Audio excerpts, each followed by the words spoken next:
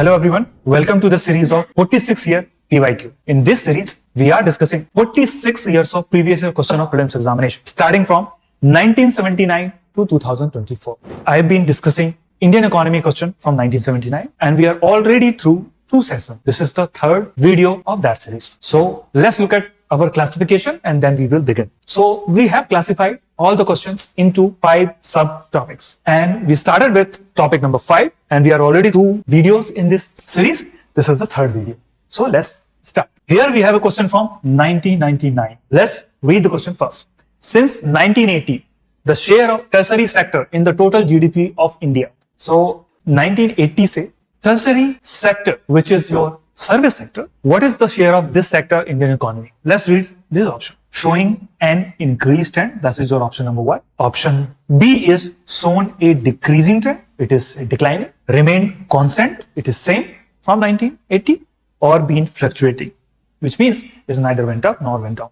However, if you know, the contribution of tertiary sector in Indian economy has continuously gone up because services have been growing at a faster pace. Also, the value addition in services sector is higher. Therefore, the share of tertiary sector in total GDP of India has increased and today it is roughly closer to 55%.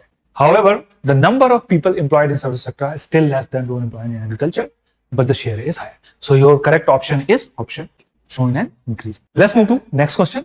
This is question from year 2001. Let's read the questions and the associated statement and then we will look at the options. Consider the following statement regarding Reserve Bank of India. Statement 1, it is banker of the central government. Statement 2, it formulates and administers monetary policy. Statement 3, it acts as an agent of the government in respect of India. Statement 4, it handles the borrowing program of government of India. Now, if you have read your unit on money and banking, you would know that Reserve Bank of India, which is a central bank, is a banker to central government and also to the state government. So this statement is correct. It formulates and administers monetary policy, which is absolutely correct. It is its main function through Monetary Policy Committee now. It acts as an agent of the government in respect of India. It does act as the agent of government of India and it handles the borrowing program of the government of India. It borrows on behalf of government. It conducts the auction of government bond, T-bills, and borrows from the market for government of India. So statement number 4 is also wrong. Therefore, your correct answer is option C. 1, 2, 3, 4, all of them are correct. So let's just quickly go through the function of RBI here. Sole authority to issue currency. Government's bank, it is a banker's bank, also the government bank. Guardian of money market, right? So it regulates the money market. Lender of the last resort. If any bank is facing an issue, it can always borrow from Reserve Bank of India at the end. Sole reservoir of foreign exchange reserves, which you already know. Controller of the credit, it controls credit because it determines the amount of credit which can be generated in the economy along with the sector. Clearing house for settling interbank transaction, absolutely correct. It settles interbank transactions and it follows an independent monetary also. Now, how does it set, rate for monetary policy? Please write in the comment section. Let's look at next question, which is from the year 2002. Consider the following. Let's read these short statement and then we read the option. Currency with the public, that is your first. Currency with public in the country. Demand deposits with bank. Time deposits with banks. Which of the following are included in the broad money, M3 in the India? This is your option. Now, there are 2 classification of money supply. One is your narrow money, the other is your broad money.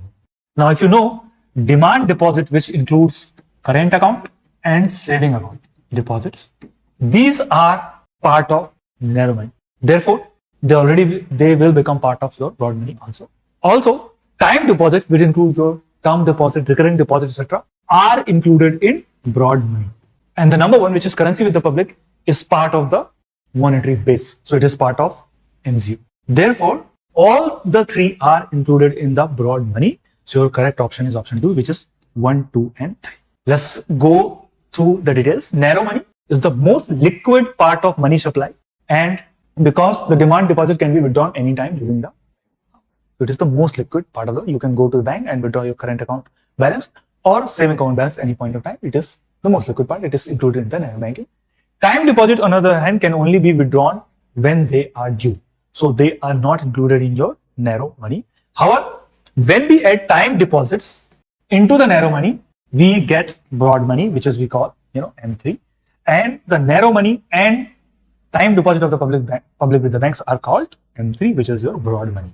So this is an important concept and it can be asked. Therefore, I want you to remember this. And this is classification. You just need to revise them multiple times so that you remember in the examination.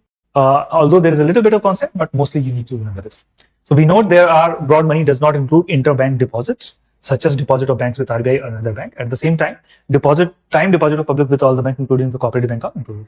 So this was a question on narrow money, broad money, very important concepts. So please make sure you know this and remember this for the examination. So now let's look at this question from the year 2002. Let's read the questions and the statement, then we will look at the option. Consider the following financial institution of India: Industrial Financial Corporation of India, which is IFCI. The second option is Industrial Credit and Investment Corporation of India, ICICI, which will later become bank. Industrial Development Bank of India, IDBI. And option number 4, National Bank for Agriculture and Rural Development, NABARD. The correct chronological sequence of the establishment of this institution. So here, very factual question. And this is a sort of question we do not get now. Here we need to know the order in which they were set up. So the correct order is IFCI in 1948, ICICI in 1955, IDBI 1964, and NABARD in 1982. Therefore, your correct answer is option A, 1, 2, 3, 4. Right? So that is the order these were set up.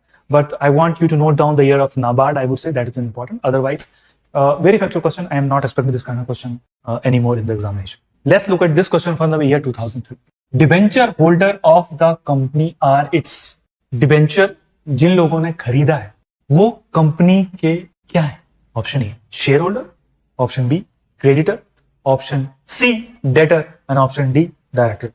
Now you know that debenture holders are entitled to receive fixed payment after predetermined frequency. So for example, the debenture holder may be entitled to get 8%, 9% interest every year. Therefore, it is sort of lending to the company. In a way, they act like bank in providing credit to the company. And therefore, they are creditor to the company. They have provided credit to the company. So your correct option is option B. They are creditor to the company. And all the other options are incorrect. Now, let's look at this question from the year 2004. Consider the following statement. The National Housing Bank, the apex institution of housing finance in India, was set up as a wholly owned subsidiary of Reserve Bank of India. This is your first statement. Statement 2. Small Industrial Development Bank of India was established as a wholly owned subsidiary of Industrial Development Bank of India. Now, we have already done a question of National Housing Bank earlier, and National Housing Bank, which provides a refinancing facility to housing finance company and also acts as a regulator. It was indeed set up as a wholly owned subsidiary of Reserve Bank of India. So this statement is correct. Small Industrial Development Bank of India was also actually set up as a wholly owned subsidiary of Industrial Development Bank of India. Therefore, in this question, both these statements are correct. Therefore, your correct option is option C, which is both 1 and 2 are correct. So let's look into the deal. National Housing Bank is a state-owned bank and regulation authority of India, created on July 8, 1988 under Section 6 of the National Housing Bank Act, that its headquarters is in New Delhi. The institution owned by Reserve Bank of India was established to promote private real estate acquisition. NHB is regulating refinancing, social housing program, other activities like research and IT initiative. So, SIDB, the Small Industrial Development Bank of India, is an independent financial institution for growth and development of micro, small, and medium scale enterprises in India. Set up in 2nd April 1990 through the Act of Parliament, it was incorporated initially as a wholly owned subsidiary of Industrial Development Bank of India, which is your IDBI.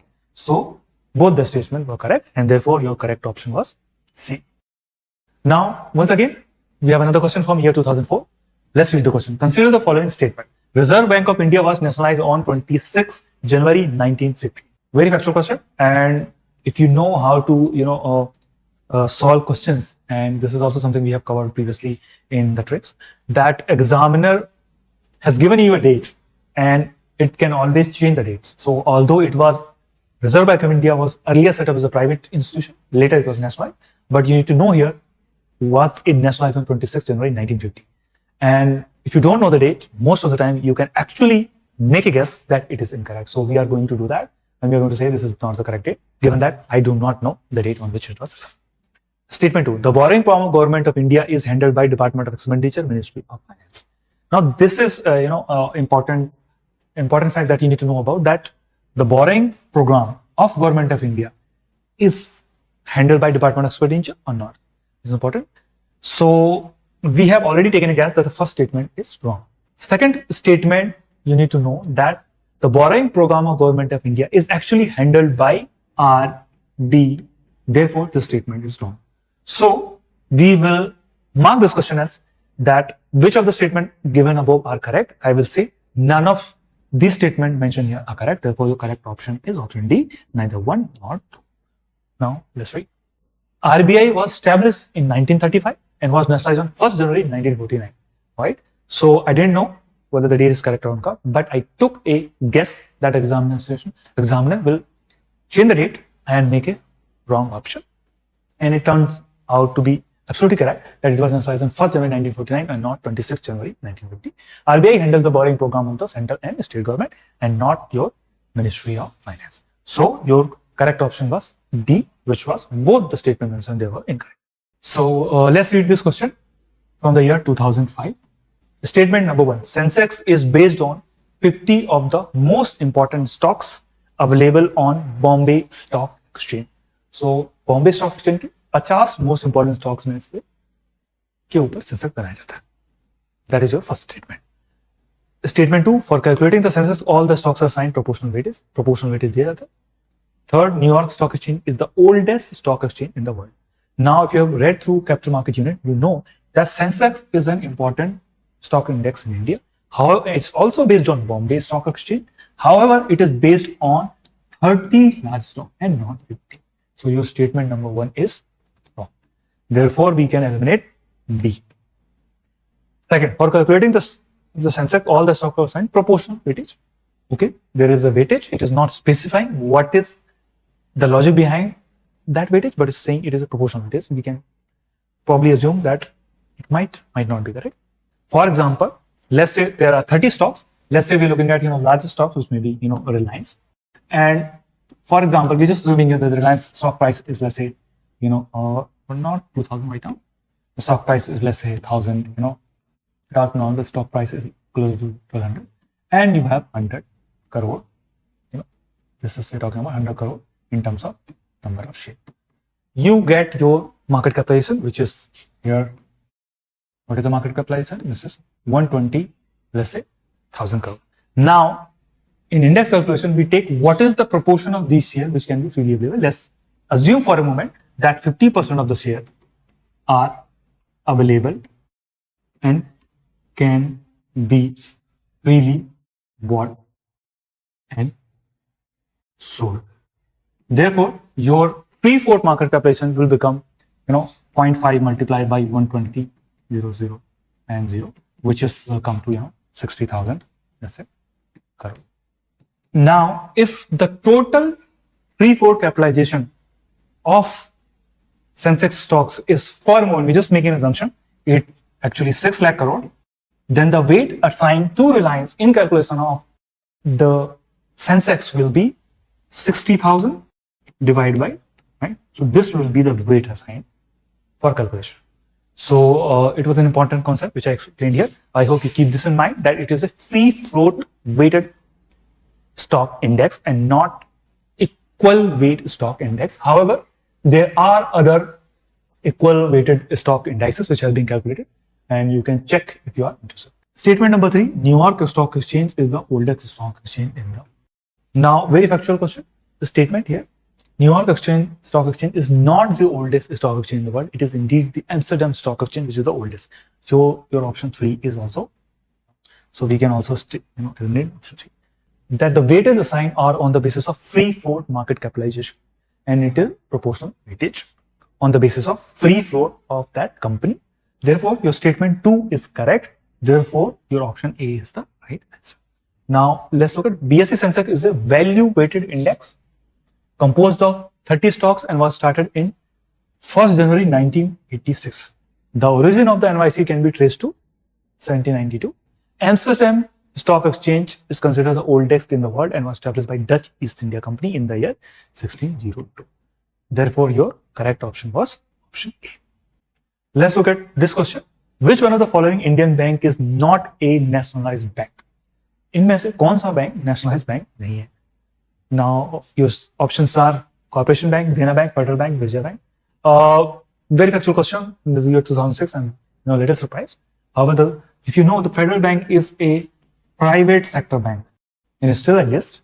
It is a private sector bank and not a nationalized bank. The other banks are owned by the government. They were nationalized somewhere in 1960s or 80s. So as I explained, Federal Bank is a private bank. All the other banks like Corporation Bank, Dena Bank, and Vijaya Bank, like SBI and PNB, are the nationalized banks. So this was question from 2006. I will end this video here. And if you like this video and if you want us to continue doing this series, please hit the subscribe button so that whenever we do next video, you are updated. Also, we will be starting this series on other subjects also. So hit the subscribe button and also comment in section which other subject do you want us to start this series. Is it history? Is it geography? Is it polity? Which one do you want us to do the next? Write in the comment section. Thank you for watching. BANO IAS.